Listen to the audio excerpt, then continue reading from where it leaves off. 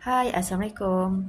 Kadang kita sedar tak sedar, amalan yang kita amalkan dekat dunia ni kan, apa pun amalan tu, macam bacaan zikir, bacaan Al-Quran, kita punya amalan solat sunat semua tu, kita kat dunia ni kita macam nampak tak nampak dia punya pahala, dia punya macam kegunaan, kepentingan kan.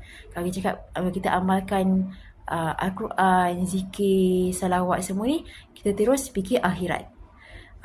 Tapi sebenarnya dekat dunia lagi, kalau kita amalkan semua ni kan, kita nampak perubahan macam slowly, perlahan-perlahan dalam kita punya diri, kita punya kehidupan, orang dengan hubungan dengan orang keliling, memang nampak perubahan tu. Memang nampak perubahan tu, macam semua benda makin membaik tau. Dia macam improve. Tapi contoh kalau kita busy kan, kita ada kerja kat luar, kita ada kerja macam busy lah.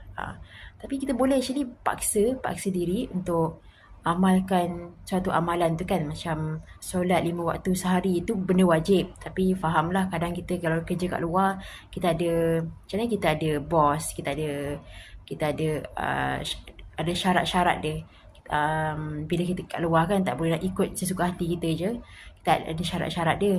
Tapi kalau kita cuba usaha paksa diri untuk jaga solat 5 waktu sehari, lepas tu cuba untuk amalkan zikir-zikir tak banyak, tapi sehari tu ada amalkan zikir-zikir ataupun selawat, lepas tu baca Al-Quran, walaupun taklah sampai 1 juzuk, tapi walaupun sikit, walaupun 1 muka surat, 2 muka surat, ataupun 1 ayat, 2 ayat, tapi ada usaha dan paksa diri, insyaAllah. Memang ni apa yang pengalaman Fiza sendiri, pengalaman Fiza sendiri dari memang zaman-zaman dulu kan, rasa tak sempat, busy, tapi bila paksa diri, automatik lepas tu dia macam Allah bagi jalan, Allah bagi masa tu macam berkat, rasa lapang, macam mudah lah untuk beramal macam tu.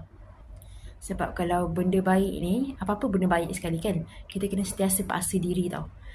Kalau kita mula buat benda tu bersebab, lepas tu lama-lama kita jadi terbiasa. InsyaAllah.